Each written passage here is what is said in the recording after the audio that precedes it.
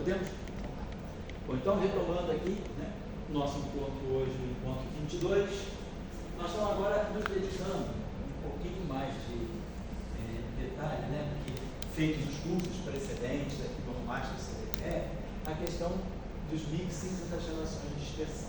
Então, separadamente, nós, no encontro 20, a gente trabalhou multiplete de campos escalares reais. Depois, no encontro 21, multiplete de campos escalares complexos. E agora a gente está trazendo os férmions para a discussão. Então, esse φ aqui, vamos colocar assim, né? Esse φ, ele é um conjunto de campos, vamos colocar assim, φ, onde esse I pequeno vai de 1 até N. Digamos que a gente tenha N campos escalares reais, vamos tomar reais, tá? Campos reais, escalares reais. Estamos agora acrescentando, em relação ao que nós fizemos, esse psi maiúsculo aqui, que vai ser também um multiplete de férmions psi. Então vamos colocar esse psi com esses terminais aqui é o psi maiúsculo, esse é o psi minúsculo.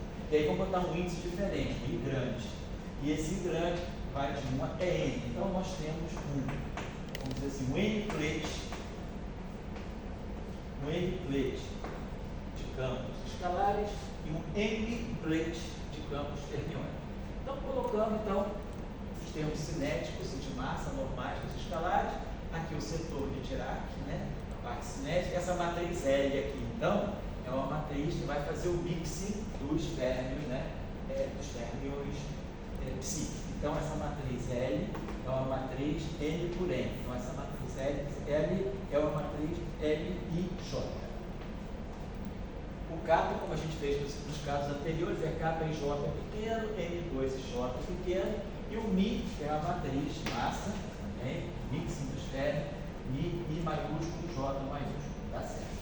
Então, nós estamos no setor de N férmions, N escalares, e aqui o acoplamento de um cálculo. Nós estamos introduzindo agora o que nós não fizemos antes, porque as relações de dispersão a gente lê dos campos livres, é como numa teoria normal de campos, né? Procedimento normal da teoria de campos. Para tirar os propagadores, a gente tira os propagadores dos campos livres e depois leva os propagadores dos campos livres nos grafos de Feynman para fazer teoria de perturbações. Então, a interação ela não está no propagador, mas ela está no vértice. Aqui nós estamos introduzindo, então, as relações de dispersão a gente tira pelos termos livres, né?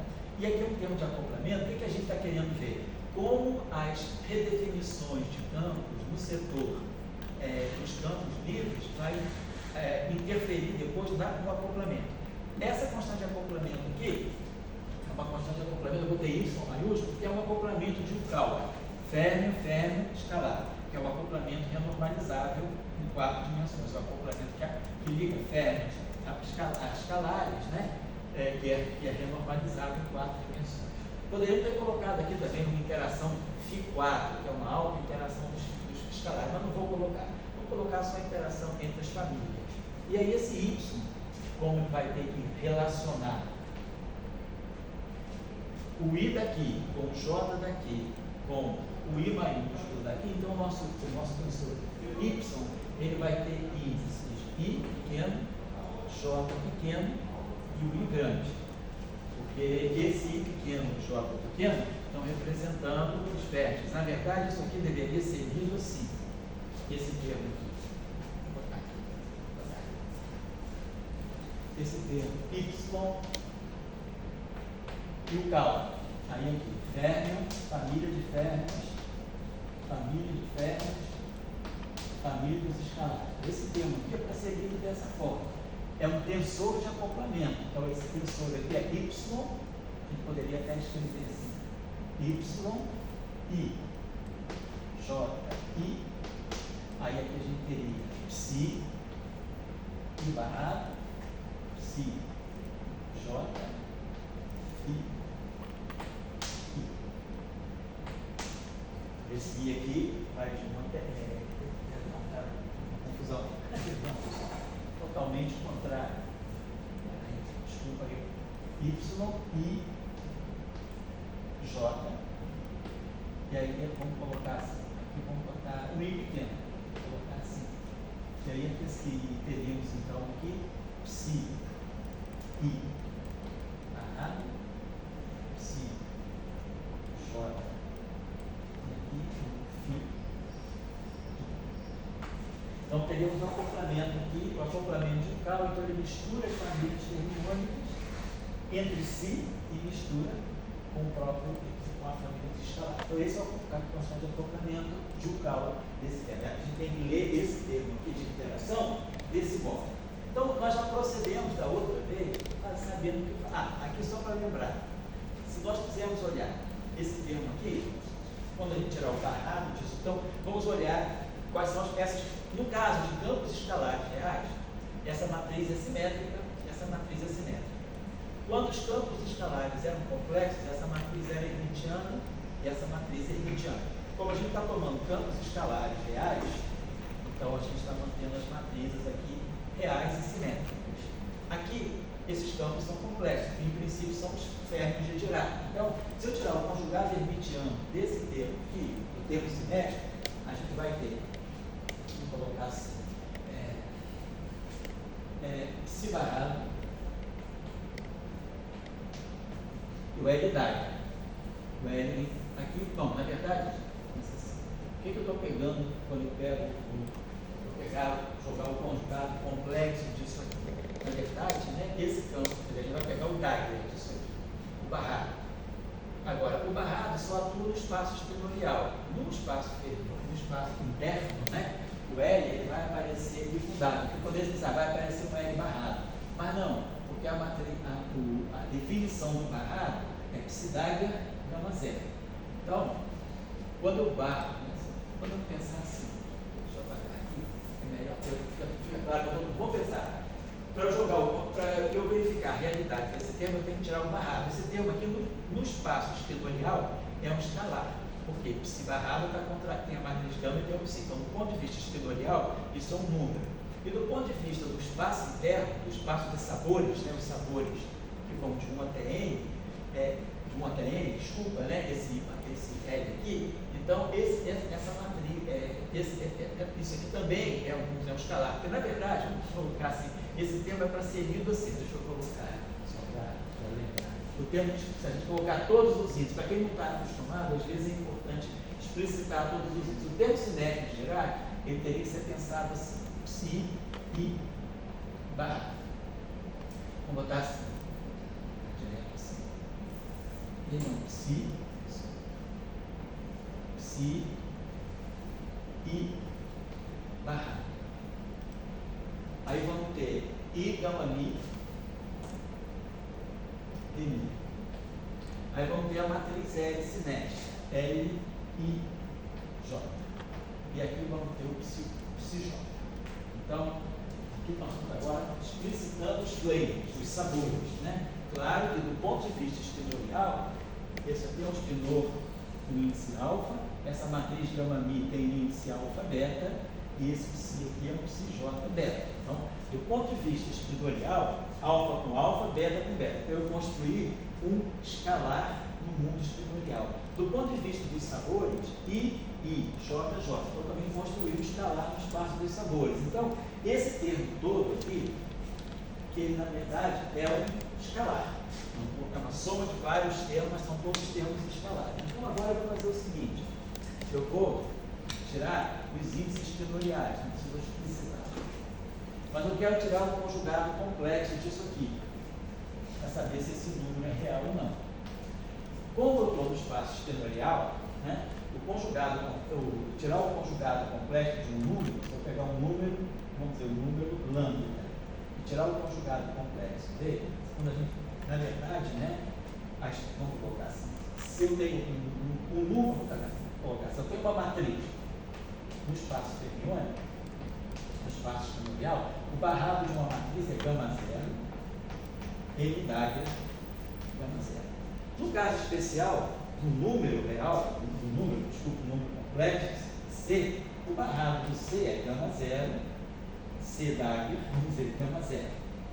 Agora, se esse número aqui, esse C, não é uma matriz, quer dizer, é uma matriz 1 por 1, é um número, Claro que o gama zero passa por aqui e dá 1. Então, o gama zero é inconsequente. Eu coloco por uma questão de obedecer a definição usual do barrado, do conjugado de Dirac.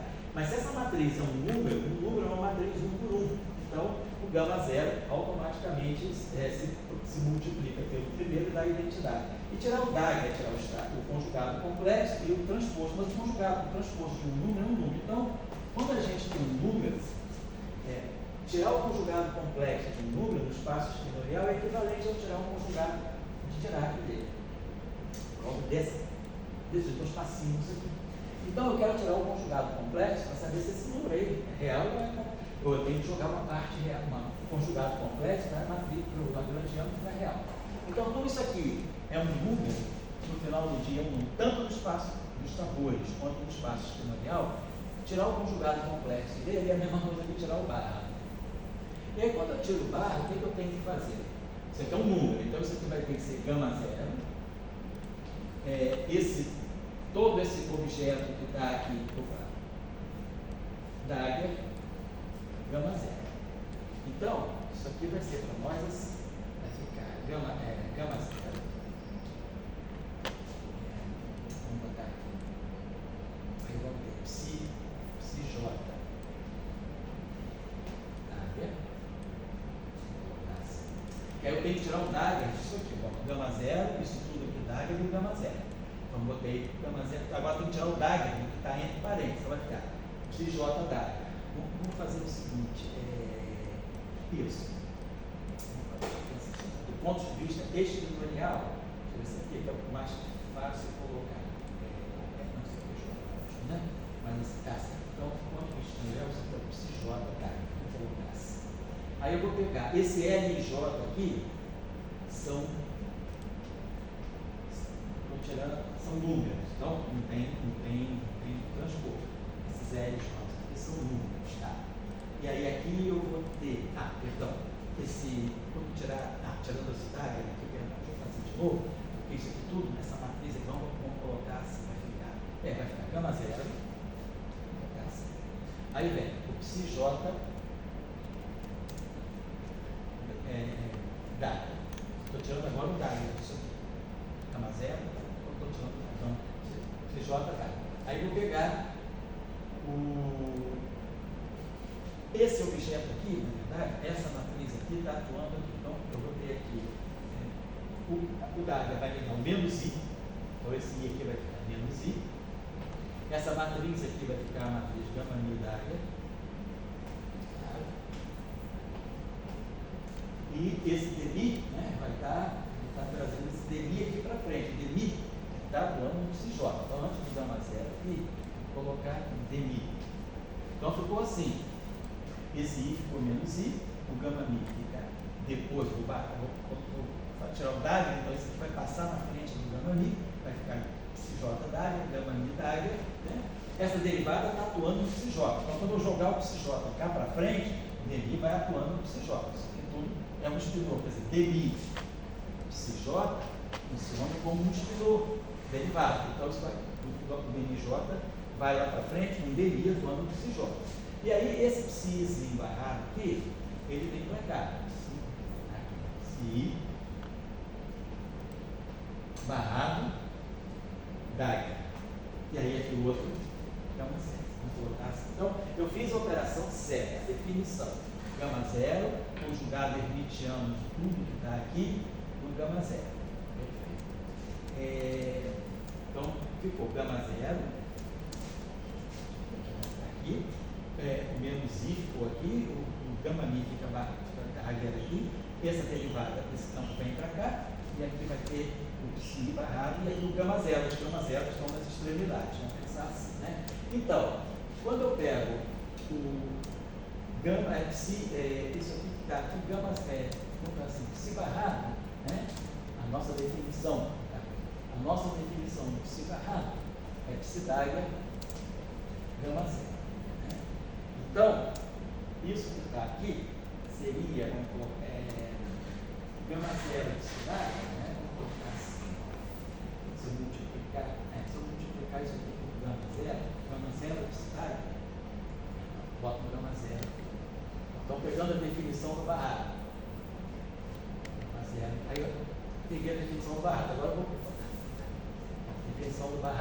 conjugado de Dirac, a especificidade é gama zero. Vamos colocar o gama zero aqui, e agora eu boto o gama zero aqui para poder obter esse que está aqui. Então, gama zero especificidade é a mesma coisa que gama zero, psi barrado, gama zero. Tá? E aí agora eu multiplico gama zero aqui. O que fica? Eu vou liberar isso aqui. Liberar isso aqui, eu vou jogar um gama zero à direita. Isso aqui vai dar 1 e aqui vem para cá. E aí isso aqui vai ficar gama zero, psidária, gama zero, gama zero. Então dá exatamente gama zero, psidária. Então, isso que está aqui, vou botar aqui, gama zero, psi barrado, é gama zero, psi barrado é igual a gama zero, psidária, né? Então, eu não deveria fazer isso. Deixa eu melhorar. Essa forma não está muito clara, eu queria que ficasse bem claro, porque o que a gente está tirando é o conjugado hermitiano, tá?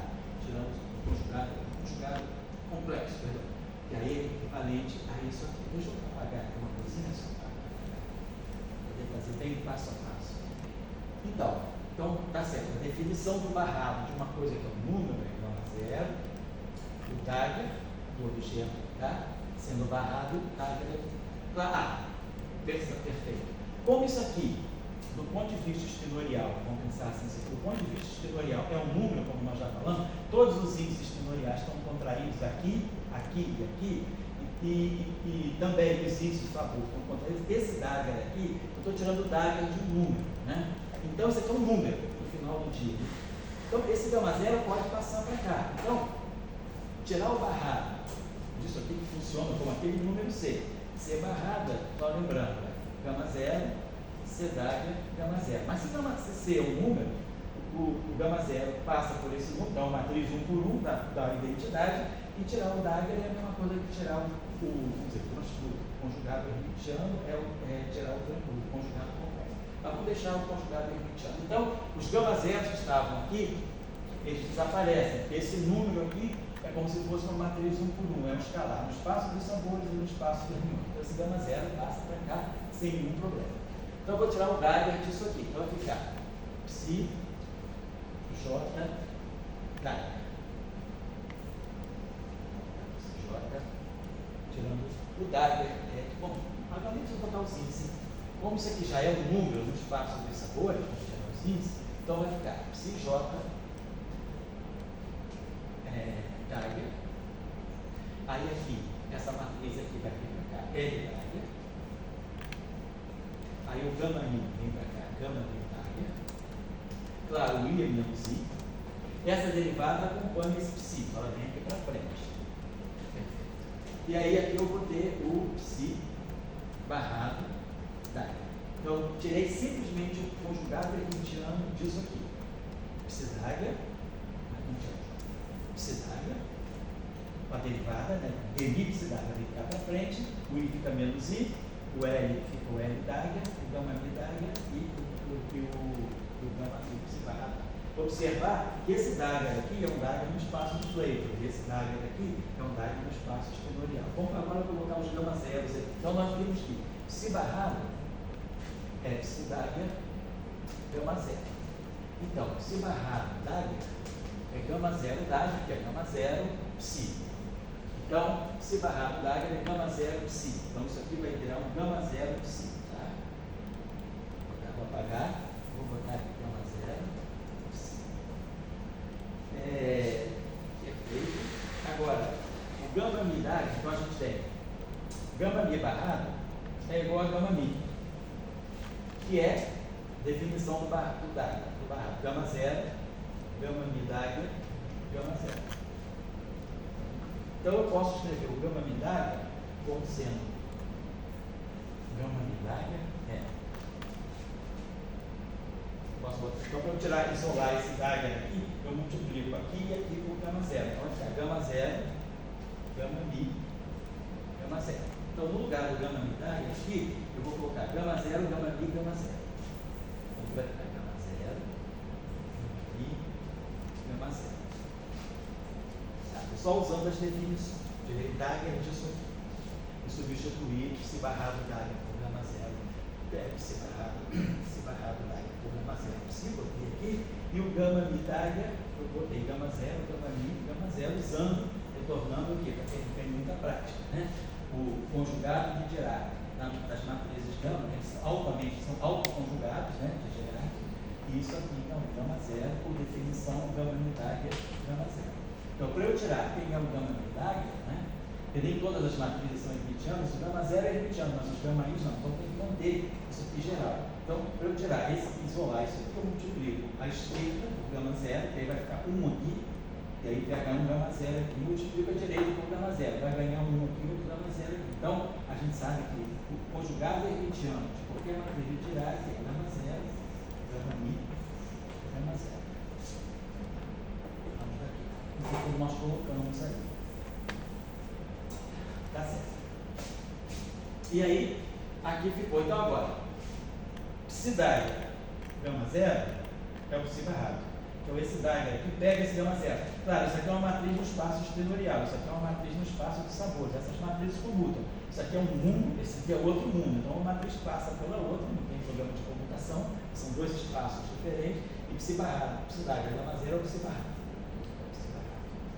Aqui ficou o L-Dagger. Agora, gama zero, gama mi. Esse gama zero dá identidade. Então a gente coloca o seguinte termo: o conjugado complexo, que no fundo é o conjugado de Dirac desse termo aqui, o termo simétrico completo é menos i de mi. E agora, esse psi aqui é o maiúsculo. Eu já tirei os índices. Quando eu tiro os índices, eu tiro o maiúsculo. Estou agora trabalhando de forma matricial. Então, já tirar. Quando eu tirei o i e o j daqui, eu coloquei psi barrado, menos i de mi. Aí aqui L-Dagger, gama mi, fiz tudo de forma matricial. E aí, claro, faço uma integração por partes, esse i de mi pode vir para cá. Então, no final do dia, né, ao tirar o barrado disso aqui, eu estou tirando o conjugado complexo desse termo todo, do termo cinético. Existe em forma matricial. E isso aí, no final do dia, fazendo essa integração por partes, eu recupero o sinal mais. Então, vai ficar mais psi barrado i gama mi de mi L-Dagger psi. Então, o que a gente percebe? Que esse termo aqui, sozinho, ele não é real, ele não é igual a ele mesmo. Essa matriz L aparece L-Dagger. Mas se eu quiser que esse termo aqui seja real já de partida, basta tomar a matriz L como sendo também hermitiana, que vai ser exatamente o que aconteceu no caso dos escalares complexos. A matriz que faz o mixing cinético é uma matriz hermitiana, quando os escalares são complexos. Então, nós vamos tomar aqui essa matriz L, então, para nós, é uma matriz hermitiana. Então, vou colocar aqui, essa é a matriz L. Então, tá aqui, vou botar, puxar para cá e colocar essa propriedade aqui. L-Dagger igual a L, para poder assegurar que esse termo aqui, completo, seja um termo já real. Não preciso jogar o conjugado completo, ele já é real por construção quando essa matriz aqui for hermitiana. E a mesma coisa vai acontecer aqui. Se eu tirar o conjugado de Dirac, vai ficar psi barrado, aí aqui vai aparecer mi-Dagger psi. Para que esse termo seja real, a matriz mi, que é a matriz, digamos, que faz o mixing na massa, também é uma matriz hermitiana. Então, exatamente como no caso dos escalares complexos. A matriz simétrica é hermitiana, a matriz de massa é hermitiana. Aqui eu deixei caso real, campos escalares reais. Então, essa matriz é simétrica, essa matriz é simétrica. Se esses campos fossem complexos, seria hermitiano, seria hermitiano. Então, só para chamar a atenção disso, eu fiz um detalhe ali, porque às vezes quem não está acostumado a mexer com esses dois espaços ao mesmo tempo, né? Porque o psi, os escalares é simples, tá? Só tem freio. Mas os férreos, eles estão com um pezinho no espaço dos distribuidores, no espaço da álgebra de Clifford, e o outro pezinho no mundo dos flavors. Então, esses índices, isso como a gente explicitou e apagou, né? Ao fazer o conjugado complexo desse termo aqui, isso é equivalente, né? Aí eu tirar o conjugado hermitiano e o conjugado hermitiano no espaço fermiônico envolve, né, aquelas operações com gama zero e a conjugada hermitiana que simplesmente é uma unidade. Então, a gente mostrou que, pela definição, essa operação que eu estou fazendo aqui é a mesma coisa que eu não pegar o conjugado de Dirac desse termo e tirar o conjugado complexo. Mas aí eu tenho mais, digamos, é mais fácil lidar com o conjugado direto do que com o conjugado complexo. Então, ao tirar o conjugado complexo, como isso aqui é um número, isso aqui é equivalente ao barrado. E aí, por ser equivalente ao barrado, é um número, tem gama zero aqui, gama zero aqui. Mas sendo um número, isso aqui é um número, gama zero passa por aqui da 1. Então, no fundo, basta tirar o conjugado hermitiano. Agora, esse conjugado hermitiano envolve o conjugado hermitiano no espaço fermiônico, como nós fizemos, né? E no espaço nucleico, como nós fizemos também. Fizemos aqui uma integração por partes, então mostramos que esse termo é real, desde que a matriz R seja hermitiana. Só isso. E aí a gente segue exatamente como nós seguimos no caso dos escalares complexos. A primeira coisa foi que nós fizemos aqui, a gente fez as redefinições, né, lá no setor, aqui no setor dos escalares. Né? Então vamos lembrar o seguinte, quando a gente pegou para tirar a relação de dispersão, aquela discussão que o Dória teve na outra vez, o que a gente fez? Tinha os campos associados, né, os campos, vamos dizer, os campos componentes, e depois os campos se associam para formar os quanta, né, que são os vetores, os autoestados de massa. Então, o que a gente fez para tirar a relação de dispersão? Eu esqueço os acoplamentos, né, e vou aqui para o modelo livre. Então, vamos pegar o setor fermiônico. Do ponto de vista livre, não tem acoplamento, isso aqui me dá uma equação de Klein-Gordon, isso aqui me dá uma equação de Dirac. Então, a gente tinha essa equação aqui, da Lambertiano, capa. A Lagrangiana, você poderia chamar a Lagrangiana das famílias? É a Lagrangiana das famílias. Exatamente, das famílias. Você tem uma família aqui de escalares, uma família de ferro, e aqui o acoplamento entre as famílias. Vamos dizer, são dois clãs, né, que estão formando o casamento aí, né? O casamento de um clã, o casamento do outro clã, a partir das constantes do acoplamento do caos. São duas famílias que se entrelaçam agora, que se acoplam, né? Que se acoplam através desse termo de Yukawa aqui. Mas para tirar a relação de dispersão e definir quem são os campos físicos, né? Quais são as associações que vão dar os autoestados de massa de cada setor, a gente tem que fazer aquele processo de esquecer o acoplamento e olhar as relações de dispersão livres, né? Então está aqui, a relação de dispersão livre é essa. No caso do ferro de Dirac, a relação de dispersão livre é essa aqui. I, gama Mi, dmi, L, Si. Então tudo forma matricial, né? Menos Mi, Psi. Olha, são as relações de dispersão sempre livres. Tudo aqui matriz, vetor, coluna. Matriz hermitiana, vetor, coluna, matriz hermitiana, vetor, coluna. Então, para tirar a relação de dispersão, o que a gente já viu?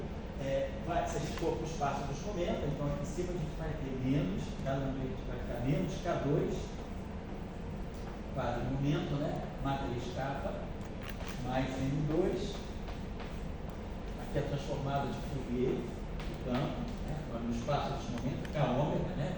Igual a zero, e aqui é a mesma coisa, vai ficar o dmi, então vai ficar I, vai ficar gama mi.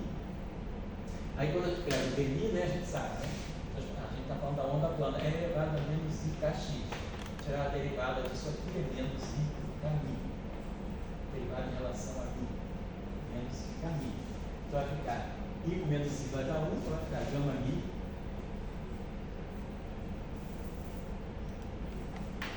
Vamos ver, o momento que tem aqui o setor de, vamos dizer, as coordenadas de Fourier, kappa ali, quer dizer, o quadro de momento aqui eu chamei de kappa, aqui eu vou chamar de T. Então só dá um primeiro problema, porque são dois setores diferentes. Né? Então, esse dmi aqui vai ficar menos I Tmi, por exemplo, na nossa onda plana, menos o K vai para o setor bosônico e o T vai para o setor fermiônico, vai ficar gama mi Tmi menos mi Psi igual a zero. Psi também transformada de Fourier igual a zero. Então, nós vamos ter aqui, a gente já sabe, o determinante da relação de dispersão do setor fermiônico, né? Do setor bosônico, do setor escalar, vai sair determinante de menos K2, kappa, matriz simétrica, kappa, mais M2, matriz simétrica M2. O L ali desapareceu? Oi? O o L, gama mi, PI,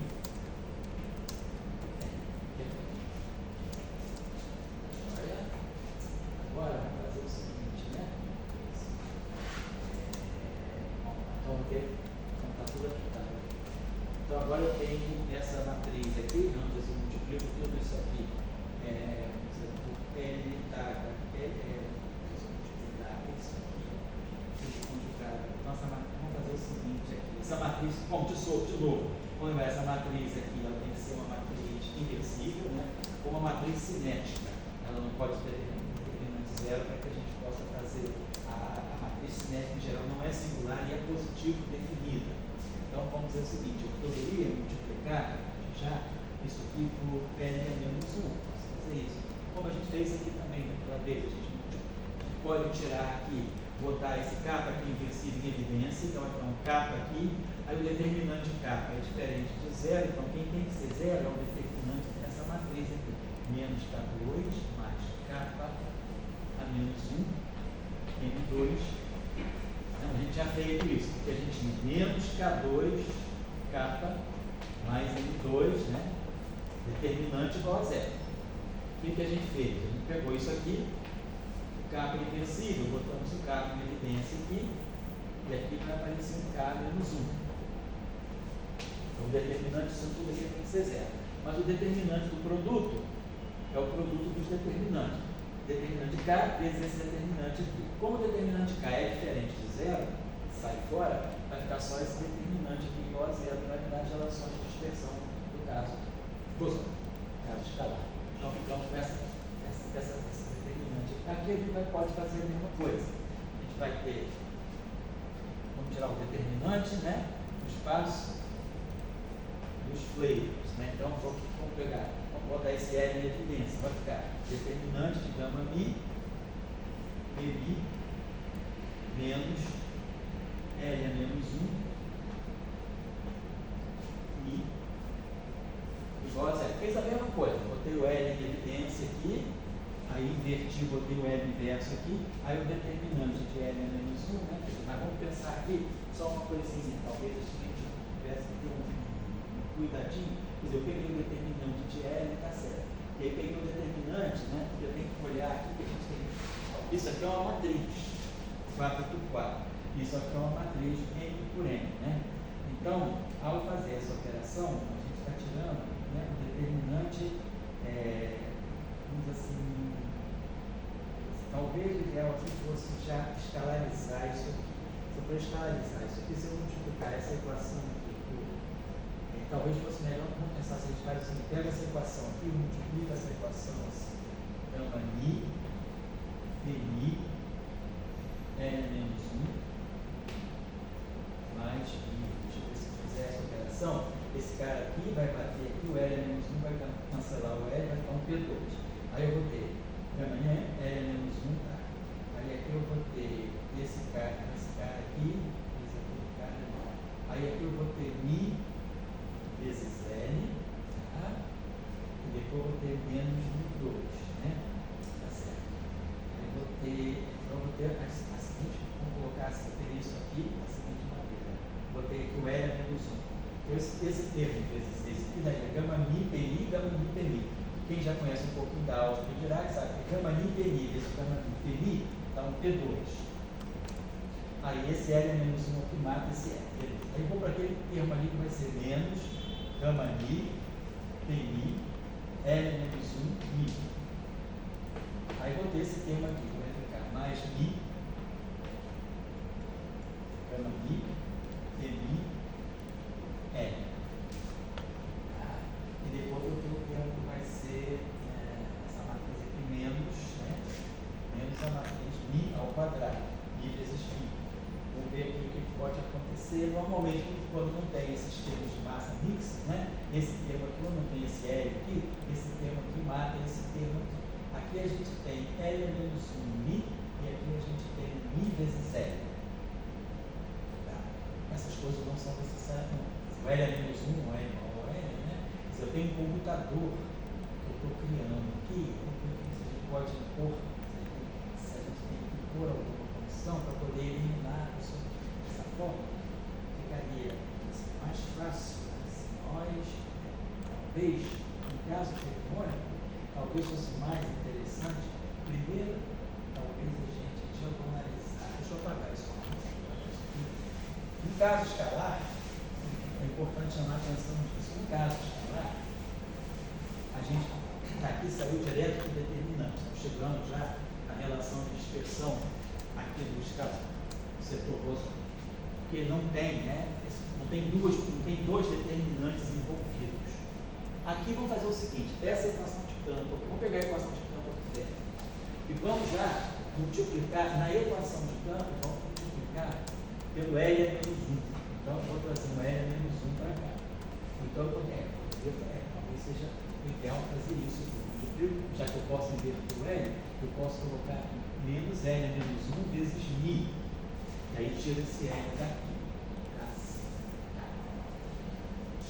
Isso. E aí nós vamos ter, quando eu multiplicar, aí eu vou pegar essa equação, ficou assim a equação fermiônica.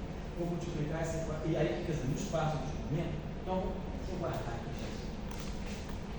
Vou guardar isso aqui. Então ficou aqui o determinante de menos K2, que a gente já tinha feito no encontro anterior. Já sabia que dá isso. Esse foi o determinante que dá a relação de dispersão rossomana. Tá. Agora vamos trabalhar um pouquinho a relação de dispersão fermiônica, lembrando que aqui nós temos o problema de dois espaços simultâneos. Não tem só um espaço de sabores, tem um espaço fermiônico também. Então a gente pegou a equação, como L é uma matriz inversível, multipliquei por L a menos 1 à esquerda. Então, meu L a menos 1 se juntou, né, aqui, que é essa matriz aqui é uma matriz de sabores, M por N. Essa matriz também é uma matriz de sabor. Então, essas duas matrizes estão no mesmo espaço. Né? Então, vamos lá. Vou pegar agora essa equação, vamos para o espaço dos momentos. Então, vai ficar I gama mi, vai ficar gama mi dmi. Então, agora, o limpo de matriz aqui. E aí, aqui eu botei menos L menos 1 mi. Tudo isso aqui agora, atuando na transformada de Fourier, é o espaço de Fourier agora dessa equação aqui, onde eu já multipliquei pela matriz cinética invertida. Aí agora sim, eu vou pegar essa equação aqui, que já está no espaço dos momentos, vou multiplicar aqui por gama mi pi mais L menos 1 mi. Ficou assim. Então vai ficar gama mi pi, gama mi pi vezes gama mi pi, aqui tudo claro. Tá? E isso aqui ficou a matriz de identidade. Então aqui ficou a matriz de identidade. Para quem está lembrado, né, que é a matriz de identidade no espaço de Freitas. Né? Então tá, gama mi pi vezes gama mi pi vai dar P2. Aí esse termo aqui vai ficar gama mi pi L a menos 1 mi. E esse termo aqui vai ser L a menos 1 mi, gama mi pi. Claro, L a menos 1 mi comuta com os gama. Então esse termo aqui, vou tirar a identidade aqui, não preciso colocar mais. Então, quando eu multiplicar essa matriz aqui, atuar aqui, vai ficar gama mi pi, L a menos 1 mi. Matriz em dois espaços distintos, se não menos. Aqui vai ficar L a menos 1 mi, gama mi pi, também matriz em dois espaços distintos. Então essa matriz aqui passa para cá, ou seja, esse termo misto aqui vai cancelar esse termo misto aqui. O que vai sobrar para a gente aqui vai ficar menos L a menos 1 mi, toda essa matriz aqui ao quadrado, ou seja, L a menos 1 mi vezes L a menos 1 mi, atuando em positivo, igual a zero. E aí, claro, aqui essa matriz, eu não estou dizendo que mi comuta com L a menos 1. Estou deixando essa matriz assim, L a menos 1 mi, L a menos 1 mi. Então, isso aqui é que vai fazer o papel agora, né, os quadrados das massas. É como se fosse na equação de Dirac, o P2 menos N2, né, que aparece na equação de Dirac. Agora, só que aqui tudo é matricial. Tá? E aí agora, a relação de dispersão que vai sair daí, vai ser essa matriz aqui, vai ter que ter, quer dizer, na verdade, isso aqui é a matriz de identidade, né? Então, aqui. Então, nós vamos ter um determinante agora, né, que a gente vai querer que o determinante dessa matriz seja zero. O determinante de P2 menos L a menos 1 mi, L a menos 1 mi, igual a zero. Vamos pensar o seguinte, quando eu estava dessa forma, quer dizer, quando eu faço isso, eu reduzi dessa matriz, quer dizer, no setor fermiônico, né, eu não vou estar misturando os índices, não tem nada aqui, por exemplo, a matriz L, quando ela estava aqui, deixa eu apagar de novo, quando a matriz L estava aqui, ela estava misturando os termos L, I, J, psi, J, Mi, I, J, psi, J. Quando eu trouxe esse L é menos 1 para cá, aqui ficou a identidade. Então esse termo aqui é limpo, é o psi. Aqui vai ser L é menos 1 Mi, I, J, psi, J. Então eu agora fiquei com a matriz, né, do ponto de vista fermiônico, é como se eu tivesse essa equação aqui valendo para cada índice fermiônico. Então eu vou ter aqui, no espaço fermiônico, essa matriz aqui não está acoplando mais os índices fermiônicos, porque aqui tem a identidade e aqui é puramente matriz de Flavin. Então essa matriz aqui, ela não está misturando os índices alfa, os índices de Fermi, os índices do espaço espinorial. Então quando eu tirar o determinante dessa matriz, vai ser o determinante da matriz puramente no espaço dos sabores. É como se aqui tivesse a identidade, M por M, e aqui essa matriz. Então é o determinante dessa matriz M por M. Então dessa forma eu acho que fica mais limpo, né? Porque a gente consegue ver melhor que esse determinante agora é o determinante só no espaço dos sabores, como aqui também. É um determinante só no espaço dos sabores dos escalares, e aqui um determinante só no espaço dos sabores dos termos. Muito bem. O que a gente fez da outra vez? A gente, deixa eu botar isso aqui, deixa eu botar isso aqui no pontinho para não perder. Eu vou fazer o seguinte, como essas propriedades aqui já foram reconhecidas e usadas, né? Pode falar. Eu gosto muito de seguir o entrelaçamento, né? Sim. Você tinha, no caso, os L's e os Mi's entrelaçando campos, né? Sim. E agora você joga ali uma equação com determinante, né? Isso. O P, o P2 fica tudo na diagonal. Sim. E a turma entrelaçada fica ali com o L menos 1 e o Mi. Isso. E também fora da diagonal. Né? Isso, fora da diagonal. Exatamente. Então, como você está fora da diagonal, você não tem aquela equação, aquela que, uma somatória de Klein-Gordon, uma somatória de Dirac. Isso. Então, no fundo, você com essa operação aqui, a gente diagonalizou essa equação no espaço fermiônico. No espaço fermiônico, os sabores estão todos no espaço fermiônico. Cada índice fermiônico está separado. Tem uma equação para psi1, I, psi2i, psi3i, psi4i. Então essa matriz agora aqui, ela só está atuando no espaço do Flavin. Né? Quando eu jogo essa matriz aqui e tiro esse determinante aqui, esse determinante é só no espaço dos sabores, porque aqui eu tenho a identidade fermiônica. Eu estou colocando lá, então ficou a matriz L menos Mi ao quadrado. Só vou apagar isso aqui, que agora a gente vai precisar deixar essas duas equações gravadas ali, e agora é que a gente começa a sair dos campos, né? Que são as famílias, né? Como o Dória falou, sair das famílias para a gente ir para os campos agora associar, começar a ver as associações de campo das famílias, como as famílias vão se associar, os campos de uma família, né? Seja da família que eles vão se associar para usar os estados de massa, e os campos da família vão se associar também para usar os estados da matriz de massa, e agora a matriz de massa acaba sendo essa aqui. Se não tivesse mixing cinético, seria só isso aqui, mas tem um mixing cinético vezes Mi ao quadrado. Então, vamos lá, fazer o seguinte agora. Então, o que a gente, vamos pegar primeiro, relembrar o que a gente fez no caso bosônico. Determinante de K2, multiplicou com menos 1, determinante, né? Menos 1 elevado a N não muda nada do determinante C0. K menos 1, N2 igual a 0. Então, o que a gente fez aqui, né? A gente botou esse determinante, a gente fez assim, de K2 menos. Aí aqui a gente botou K a menos 1,5, K a menos 1,5, né? Então fiz o seguinte, esse K menos 1,5, K menos 1,5, N2, então esse determinante aqui é zero. Simplesmente quebrei a matriz assim, dessa forma. aqui, né, essa matriz assim, determinante de, botamos aqui, capa matriz meio, determinante de capa, assim. Aí trouxe esse capa menos meio aqui para fora. E aí então aqui dentro vai ter que ficar capa 2, capa a meio. Para poder manter o capa 2 com a identidade. Esse capa menos meio foi fatorado, ele ficou aqui só menos esse capa menos meio, M2, isso tudo aqui. Gosta? Então o que a gente fez? Tirou aqui capa menos meio e capa menos meio. Aí pegamos aqui, colocamos capa meio, poder ficar capa menos meio vezes capa meio, dá um capa 2 vezes a identidade, está limpinho. Esse capa menos meio veio aqui para frente, né? E aí ele ficou capa menos meio mudou. E aí o que eu vou fazer agora? Vou botar esse capa meio aqui em evidência à direita. Então, agora eu vou colocar a equação assim, determinante de capa menos meio se mantém aqui quietinho.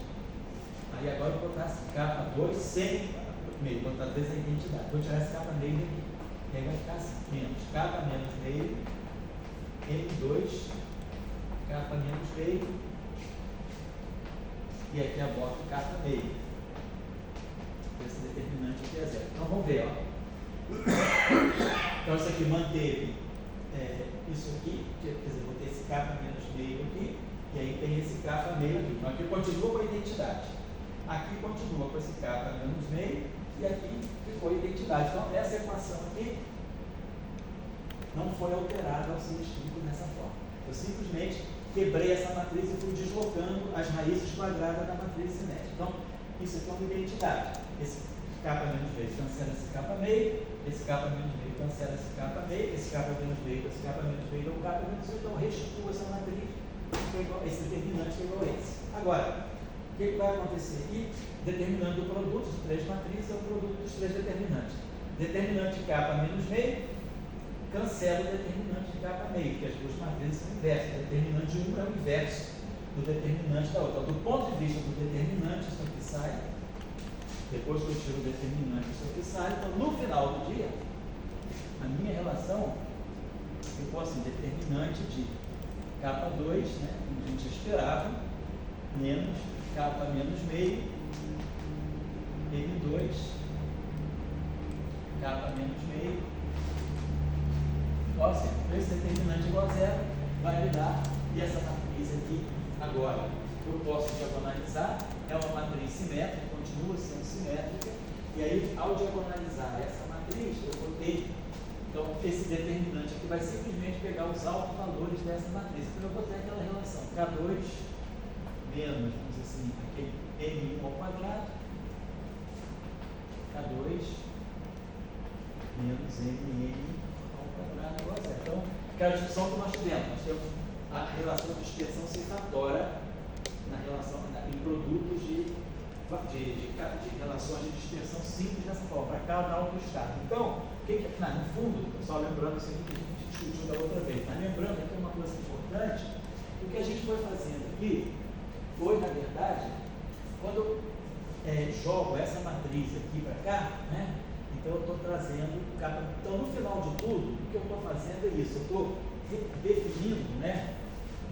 Vou diagonalizar essa matriz aqui. Então eu vou procurar uma matriz agora, que eu vou chamar de M2 til, diagonal, que é a diagonalização dessa matriz simétrica. Essa matriz simétrica pode ser diagonalizada por uma transformação ortogonal, N por N. Vou pegar uma matriz N por N, que eu vou chamar de R. Então eu vou ter R, vamos colocar assim, R transposto, vezes essa matriz aqui, vamos botar assim, capa menos meio, M2, capa menos meio, R. Então, essa matriz aqui é simétrica, essa aqui é simétrica, essas aqui são simétricas também. Então, essa matriz aqui é simétrica, N por N, real, pode ser diagonalizada por uma transformação ortogonal. Então, eu estou, na verdade, passando, né, por uma nova base de campos. E essa matriz aqui é a matriz total.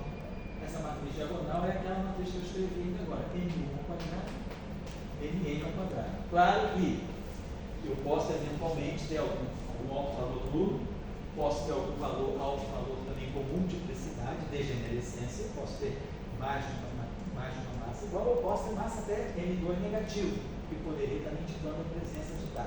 Não importa, o que eu tirei são os altos valores dessa matriz aqui. Deixa eu apagar isso aqui. Então, a gente, na verdade, redefiniu campos. A gente partiu dos campos φ, né, que a gente tinha, os campos φ, com I de 1 a N, e foi para uma base de campos. Lá no final, a gente chamou de campos φi chapéu. Φ chapéu I. Né? Ou botar campo φ chapéu, botar assim, botar em forma matricial, mantendo a forma matricial. Eu saí de um conjunto de campos φ e fui para esse conjunto de campos φ chapéu. Então, quando eu saio dessa matriz aqui, né, para a forma diagonal dela, eu, na verdade, estou saindo da base de campos φ e indo para os campos φ chapéu. Então, esses campos aqui agora vão ser os campos associados. Eles vão ser, nós vamos ter R da atuando em φ chapéu. Então, essa matriz R aqui é a matriz que já está diagonalizando tudo isso aqui. Então, no final, eu não fui fazendo as diagonalizações sucessivas nas equações de campo. Eu já fiz a diagonalização final aqui. No final de tudo, nós produzimos essa matriz de massa aqui, ao quadrado, que mistura os campos. Mas agora eu estou estudando os autovalores dela e os autovetores. Então, os autovalores estão na diagonal, que eu diagonalizei, e os autoestados, né, correspondentes a esses autovalores, eu estou na base agora, φ chapéu, onde essa matriz se tornou diagonal. Então, eu estou redefinindo esse campo aqui. Então, essa matriz R é essa matriz que diagonaliza esse objeto aqui, essa matriz aqui. Então, quando eu vier para o acoplamento de Yukawa, esse φ aqui, ele vai estar sendo substituído pelo φ chapéu, ou seja, se eu tirar aqui o φ chapéu, se eu tirar inverter essa equação, como essa matriz aqui é ortogonal, esse aqui já é o inverso dela, o R transposto é o R menos 1. Então, para eu inverter o φ em função do φ chapéu, eu vou ter R φ chapéu. Porque a matriz que está aqui é a matriz transposta. Mas a matriz transposta é a matriz R menos 1. Então, eu boto R, aqui tem R menos 1, então aqui fica R, φ chapéu. E aí eu vou trazer esse campo aqui para cá, depois eu vou passar a olhar os acoplamentos na base que diagonaliza os campos. Então, eu vou ter aqui um R φ chapéu, mas esse R vai interferir com o Yukawa, vamos ver depois. Então, isso foi o setor bosônico. Pode falar. Você, está seguindo a ideia que, digamos, tem que ter um campo físico associado à massa física. A massa física, isso. Agora, você antes tinha uma família, entrelaçada ao outro inimigo, as coisas entrelaçadas. Agora, você quando tem o seu campo físico, você perde o entrelaçamento da parte cinética. Isso. Assim, então eles não ficam mais entrelaçados. A cinética está em linha, exatamente. Isso. Daí a pergunta que vem, o que é mais físico? O entrelaçamento ou o polo, a massa bem definida? Sim. Eu acho que as duas coisas são importantes, mas esse entrelaçamento, simplesmente, você reabsorve ele aqui. Então, ele vem dos acoplamentos. Então, aqui você tem acoplamento, vamos dizer assim, sem entrelaçamento. Agora, quando você traz, né, as associações para cá, você está mexendo nos acoplamentos. Então, agora você tem os acoplamentos dos campos que estão entrelaçados. Você vai jogar o entrelaçamento dos campos, né, no setor de acoplamento. Assim como as cobertas, Sei. a massa é uma coisa fundamental. Sim. Então, eu acho que é difícil você dizer, bom, o entrelaçamento vem antes da massa. Não quer dizer que você está tirando ela, Exato, como você falou, mas a massa é fundamental. Daí o entrelaçamento vai para onde? Esse teu termo que você falou ali, vai mostrar entrelaçamento. Mas se não tivesse, as massas, elas estão entrelaçadas. Quer dizer, as massas, esse conjunto de massas que você tem, uma está ligada à outra. Assim, elas não são massas onde ele está em bordo altamente independentes. Não. Elas são entrelaçadas. Ali, quer dizer, o que está entrelaçado ali são os parâmetros de massa.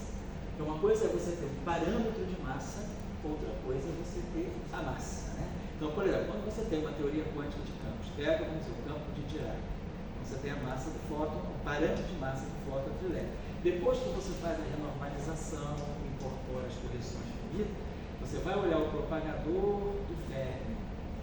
Depois da renormalização, você vai ter uma massa física do elétron, a massa, vamos colocar assim, física do elétron, em teoria de perturbação, ela é uma função, claro, do parâmetro de massa, que está na equação de Dirac, e também da carga do elétron. Né? Então, quer dizer, você calcula a massa física como uma massa que é efetiva, porque ela vem do propagador corrigido, então ela vem como polo do propagador corrigido. Então, as massas físicas, elas são calculadas, né, perturbativamente. Claro, a trilevel, a massa física, na equação de Dirac, a massa física é aquela massa, mas depois que eu renormalizo, crio os contratermos, renormalizo a função de onda, renormalizo a massa, renormalizo a carga do elétron, renormalizo a função de onda do fóton. Depois que a teoria está toda renormalizada, eu vou tirar o propagador corrigido. No caso do fóton, nós vamos calcular essa função de dois pontos, né, com as correções de loop, um loop, dois loops, etc. Então, isso aqui vai estar corrigindo o polo do propagador. Então, eu vou ter um novo polo do propagador que vai ser uma função, eu vou calcular a massa física do elétron a um loop, a dois loops. Quer dizer, a cada ordem perturbativa, a gente vai ter a massa física recalculada e corrigida, né, numa série perturbativa. E aí, então, a massa realmente, quer dizer, tem duas coisas no jogo. Uma coisa é a massa, outra coisa são os parâmetros de massa. Você começa, então, estamos falando tudo a trilével, ninguém está renormalizando nada. Mas já no processo a trilével, já na teoria a nível clássico, como eu tenho esses mixes, eu tenho uma distinção entre o que são os parâmetros de massa que estão aqui. Então, a gente tem duas categorias de parâmetros. Os parâmetros do termo cinético e os parâmetros do termo de massa. Eles vão se combinar para dar as massas físicas. Então, as massas físicas que vão corrigir, que vão me dar os propagadores limpinhos, cada polo correspondendo a uma partícula do modelo, cada polo M1 ao quadrado, M2 ao quadrado, correspondendo às partículas, às excitações desse campo φ aqui, elas vão ser função de quê? Função dos parâmetros de massa. Quando eu calcular os autovalores dessa matriz aqui, que nós chamamos de M1 ao quadrado, M2 ao quadrado, Mn ao quadrado, eles são função de quê? Dos parâmetros cinéticos e dos parâmetros de massa. Então, aqui, quando está tudo entrelaçado, o que eu tenho são parâmetros de massa, mas as massas só são descobertas no final, quando eu diagonalizar essa matriz aqui. Porque aí sim, aquela relação de Então, mas só o inciso de então, as massas que se obtêm, a forma delas, está mostrando o entrelaçamento inicial. Está mostrando, está tudo exatamente. O entrelaçamento inicial está todo aqui. Seja o mais interessante, o cinético, né? Porque geralmente a gente só fala do entrelaçamento de massa, mas aqui não. O termo cinético, ele também ajuda no entrelaçamento das massas, ele corrige o entrelaçamento das massas.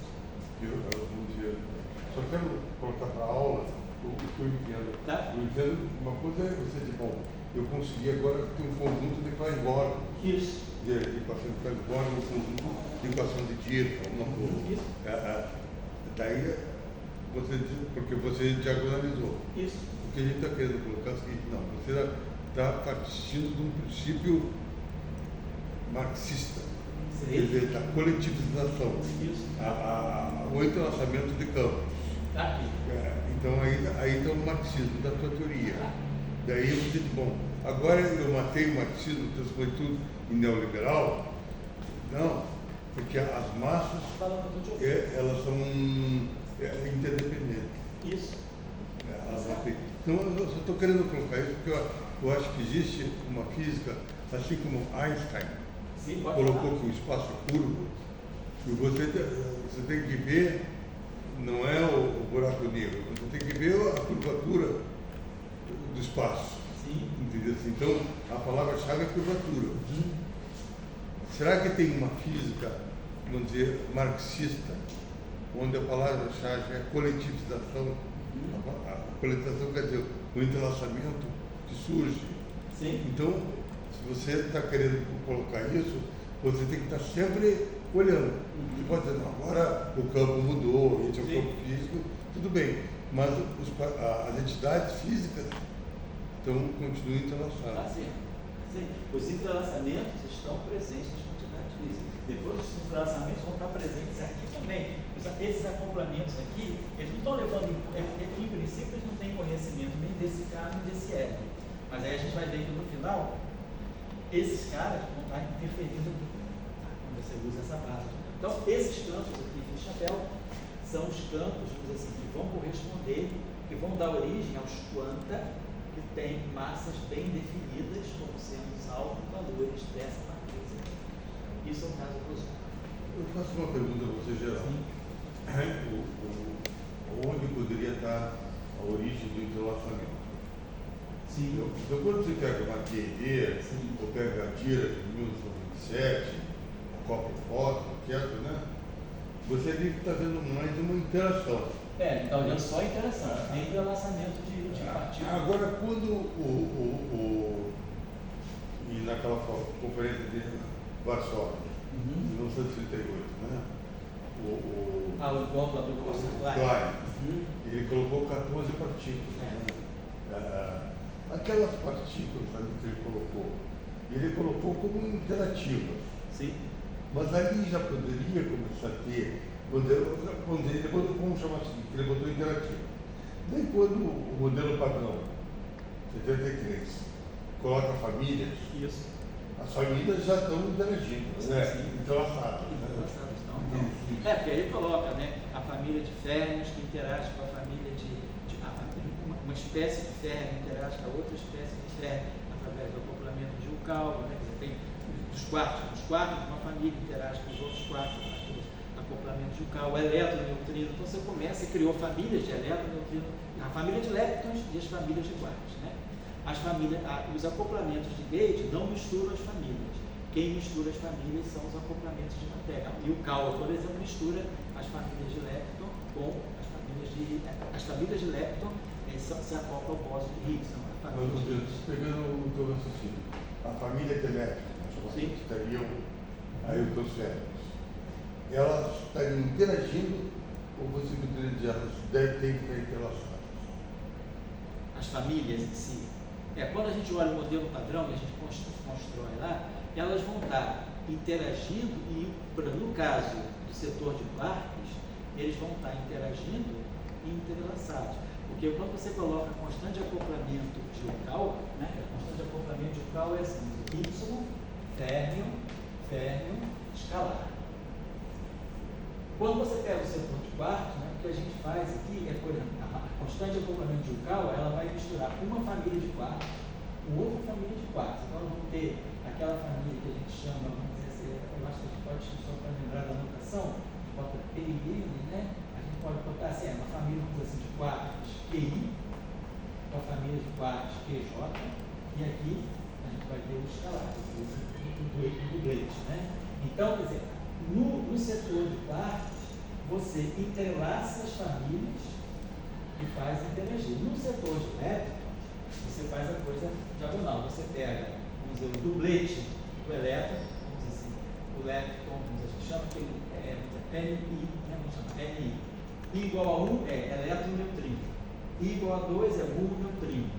I igual a 3 é tal com seu neutrino. Então a gente pega esse elétron aqui, né? E aí a gente pega esse, bota aqui o Higgs, bota aqui o mesmo elétron. Então a família de Higgs, os Higgs não misturam os neutrinos, não misturam as famílias de elétron, mas o Higgs mistura as famílias de quarks, que é justamente o que vai gerar a matriz CKM, né? O quark S, o quark D com o quark S com o quark C.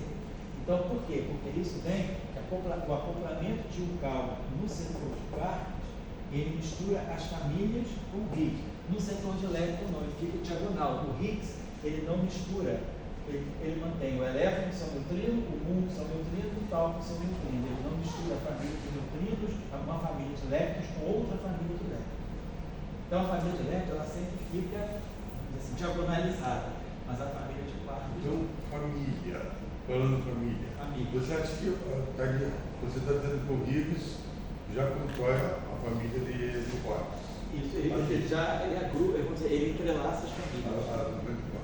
E a interação, ao interagir, ele entrelaça as famílias. No setor de elétrons, não.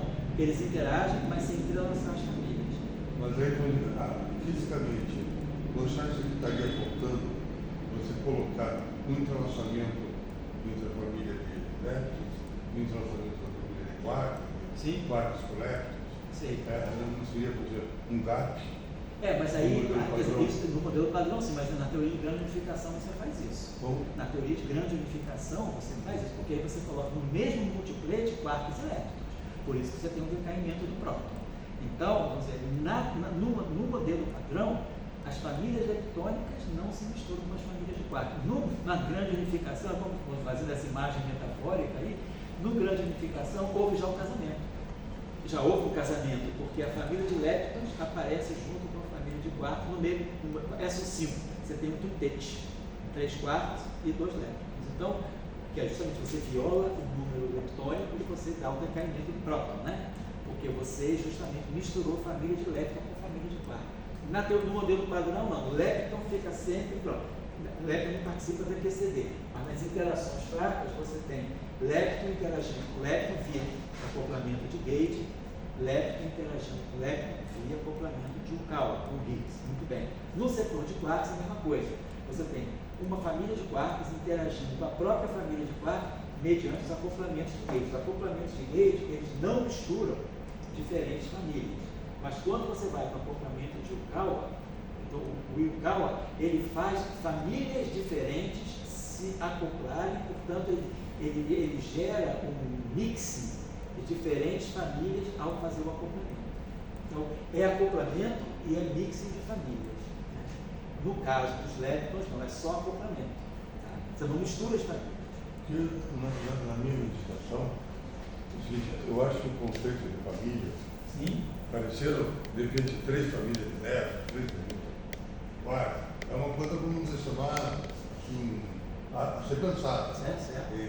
Por que surgiu isso?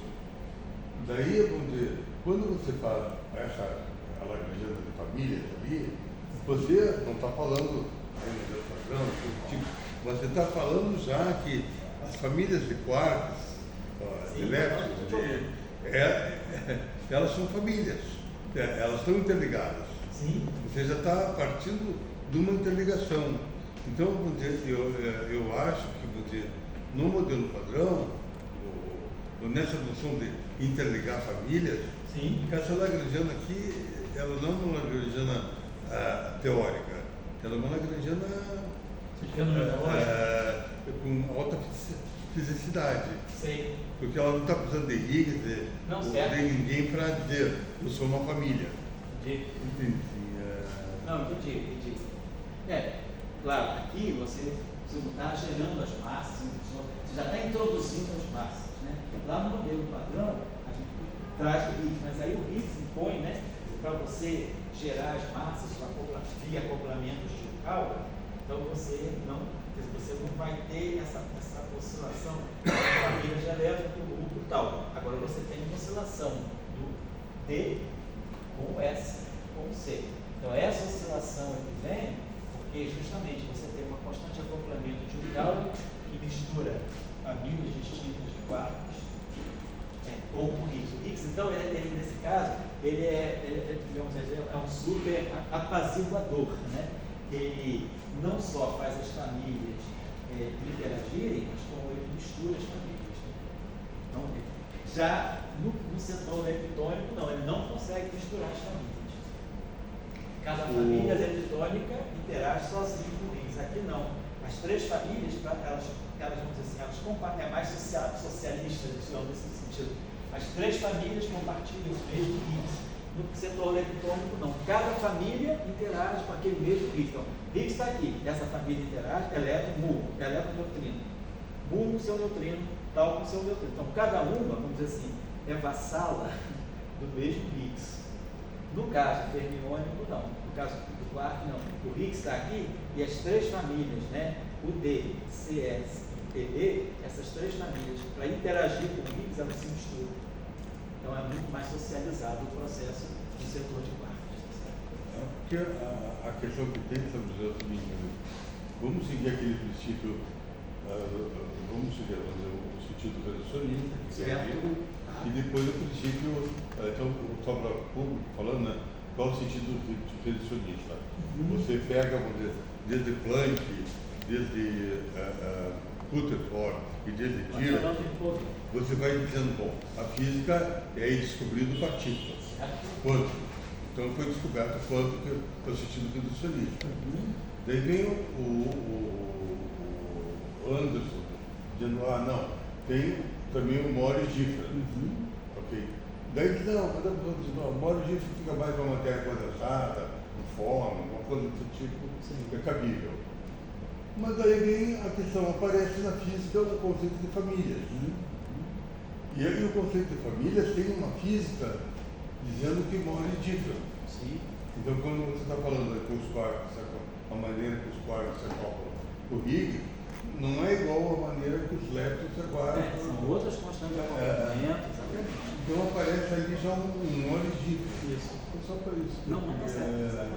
Já é uma espécie assim, sentido de que o Morris Different, não no sentido da matéria condensada, mas dentro dessa visão mais elementarista, ou mais reducionista, como você diz, já tem morzinhos diferentes, já tem alguma coisa, um pequeno Morris Different, né? Porque as famílias de quarks, elas precisam, né? Porque a gente tem lá a supressão das correntes neutras que violam o flavor, né? Que violam o sabor, né?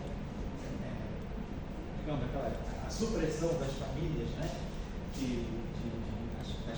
As correntes neutras, né? Então, supressão de correntes neutras violando o sabor implica que as famílias têm que se misturar. E aí, para essa mistura de famílias acontecer, eu tenho que fazer elas acoplarem. Para saber, esse fenômeno já é um fenômeno empírico, né? É fenomenológico, vinha do experimento, né? A supressão dessas correntes neutras violando o flavor, né? O flavor de quark. Aí, justamente, com o modelo padrão, você introduz diferentes famílias, então, interagindo com o quark, aí você generaliza a matriz de Cabibbo, né, e vira a matriz de Cabibbo-Kobayashi-Pascal, que é justamente fazendo esse entrelaçamento das três famílias com o mesmo Higgs. No setor de lepton, como a gente falou, não. Cada lepton, vamos dizer assim, cada família de lepton interage com o mesmo Higgs. Né? Eles compartilham o mesmo Higgs, mas cada uma faz isso sem comunicar com a outra. No caso dos quarks, as três famílias, elas se misturam primeiro, então elas criam um colegiado, e esse colegiado é que vai interagir com o Higgs. É essa linguagem assim, mais simbólica, né? Mas é claro que isso é uma coisa importante, porque isso aí mexe muito com a definição de número de parâmetros da teoria. Quando a gente olha para o modelo padrão, por exemplo, que tem 19 parâmetros, né? Então nós temos que incluir os parâmetros da matriz de Cabibbo-Kobayashi-Pascal, que dão os mixes. Então, os mixes são muito importantes. E agora, com o neutrino massivo, né, a gente tem aquela matriz, a famosa matriz, que a gente pode chamar matriz de Ponte-Corpo, né, que é a matriz que vai também fazer o mixing das diferentes famílias de neutrino. Porque no modelo padrão, os neutrinos são sem massa.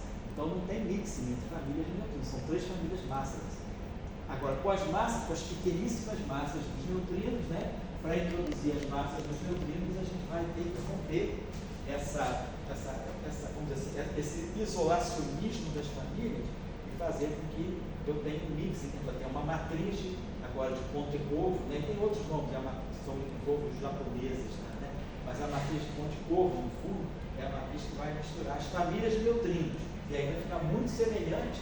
É uma espécie de uma matriz de Cabibbo-Kobayashi-Pascal, mas para o setor de neutrinos. Então, esse mixing é uma coisa importante. Né? Na QCD, por exemplo, né? Na QCD, quando a gente pega a QCD já pronta, com as massas dos quarks, a gente não tem mixing, porque a gente já pega uma QCD importada sem a presença do Higgs. As massas já estão definidas, mas quando a gente pega o modelo padrão e faz a quebra da simetria, depois que o Higgs quebra a simetria, a gente redefine campos, isola os Z0 de fóton e tal, aí você já ganha uma QCD sem mixing, né?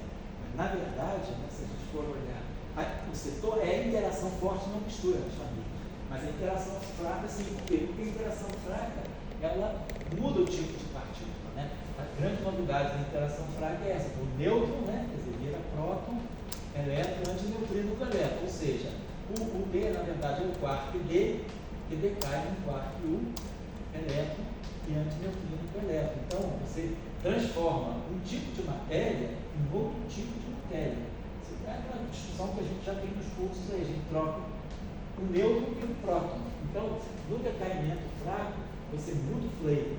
Então, ao mudar o flavor, você está, digamos assim, alterando a qualidade das partículas. Essa é a grande diferença das interações fracas. A interação forte não. Tudo se mantém, você não tem mudança de flavor.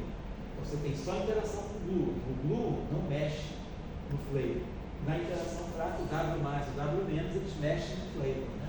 Então, aqui é por causa da troca de um W mais e um W menos. Então, essa é a diferença. Então, a interação fraca, ela traz muito claramente essa ideia de mix. Isso eu acho que é a novidade. Quer dizer, vamos dizer assim, não digo a complicação, mas assim, a peculiaridade interessante da interação fraca é que ela sim, ela trabalha com a noção de mix.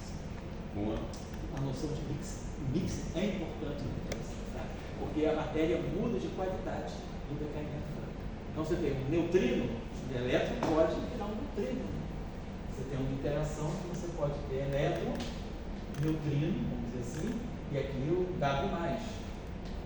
Então você tem um vértice neutro, mas o elétron pode virar um neutrino, né, emitindo um W-, né? Na verdade, o elétron amarrado aqui não é mais, né? Então você tem conservação da carga, claro, mas é como se você viesse aqui com um elétron, aí você sai para cá com o neutrino do elétron, e aqui você emite um W-. Então a carga entrou negativa, e no final a carga também está negativa. Esse aqui é neutro, esse aqui tem carga negativa. Entrou o elétron. Então a interação fraca ela tem essa coisa, ela transforma uma partícula em outra, né? Com a emissão do bóson interagindo, né? Do bóson intermediário. O que não acontece na QCD, no QCD só troca gluon, e o gluon só mexe no espaço de cores, né? Mas ele não toca nos sabores. Quer dizer, o quark emite ou absorve o gluon sem trocar sabor, troca a cor. O quark U continua o quark U com uma cor diferente, o quark D continua o quark D com uma cor diferente, e assim vai. Na interação fraca não. O quark U, o quark D, acaba virando o quark U, né? Emitindo, né? A gente vem com o quark D, que tem carga menos 2/3, aqui vem o quark U, que tem carga mais de 1/3, então aqui você vai emitir uma partícula de carga, você vai fazer, você tem aqui no final do dia, você tem mais 1/3, perdão, aqui é mais 1/3, aqui é menos, né, carga negativa, menos 1, o mais 1/3 dá menos 2/3, que é menos 1/3, né? Você quer 2/3, isso aqui é menos 1. Então, no final do dia, essa carga aqui é menos 1/3, que é a carga do quark D. Menos 1/3, que a carga do quark U é 2/3. Então, o quark D vira o quark U ao emitir um dado menos. Então, você mudou a qualidade. Você fez, aqui você entrelaçou, mudou o tipo de partícula. Né? E na interação de um grau, a situação pode ser mais forte ainda, porque aí você pode fazer com que o quark D vire o quark S. Né? Você vai ter o mix B, S e B. Então, aí você está mudando não só dentro da mesma, o componente da família, porque, vamos dizer, no final das contas, né, o neutrino está aqui, o elétron está aqui. Quando você transforma o quark U está aqui e o quark D está aqui. Então, quando você faz essa transição elétron-neutrino, você mantém dentro da família, você troca o elemento da família, aqui também. Agora, quando você pega a interação de Yukawa, a interação com o Higgs, ela vai mexer, ela vai misturar o D com o S com o B, então ela vai entrelaçar as famílias. Então essa que eu acho que isso é o grande ensinamento que a interação traz. Ele só foi compreendido na década de 70, que é quando sai uma luz. O primeiro Cabibbo, né, fez o grande trabalho dele em 64, de perceber a matriz de Cabibbo. Acho que ele foi o primeiro a compreender o Mixing foi Cabibbo. Lá em 64 isso. Depois Cabibbo, aí tanto é que é uma questão, o Cabibbo e Kobayashi Maskawa só na década de 70, porque Kobayashi Maskawa viram que tinha que ter 3 famílias e que precisava ter era preciso, não podia ser próprio com 2 famílias, né? Tinha que ter 3 famílias para poder e a relação CP. Então, assim, essa discussão que a gente está tendo, assim, desses modelos em toy, né, brincadeirinha, né, modelo de exercício, na verdade, está ensinando para a gente um mecanismo muito importante das interações. Eu acho que, assim, essas coisas, a gente está falando do público aqui, né? Sim. O pensamento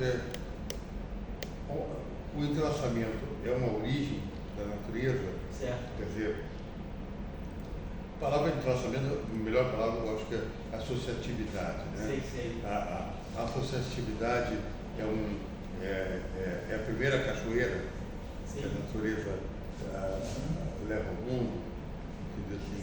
Então, a física de partículas diz não, ela não é isso, é oficial. E daí você está mostrando aqui que a matriz de Kabir, a matriz classical, estão mostrando que para você ter a violação do CP, você precisou do entrelaçamento.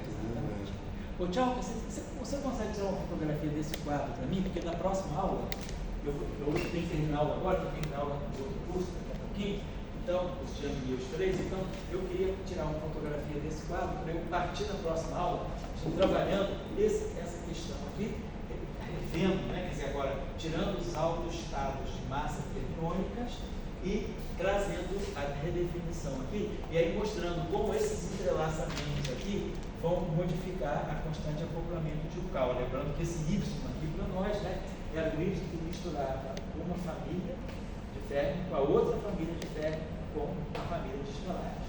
E aí a gente vai ter que ver como essa constante de acoplamento, que é um tensor com 3 índices, né, 2 índices no espaço de sabor e 1 índice no outro espaço de sabor, como esse tensor vai se modificar a partir dessas redefinições que nós vamos fazer. Então, está tudo aqui dentro. Aqui dentro tem o K e tem o M. E vai ter uma situação semelhante aqui de uma matriz que eu vou chamar de S, que vai misturar o L com o M.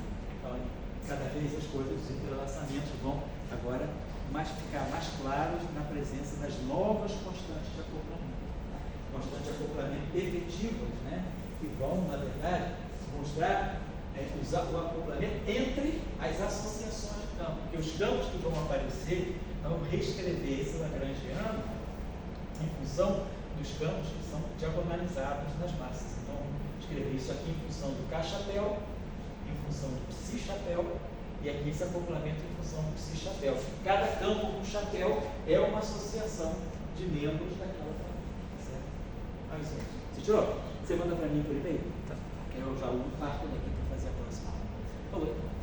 Pode desligar. Tchau. Por hoje é só. Foi embora.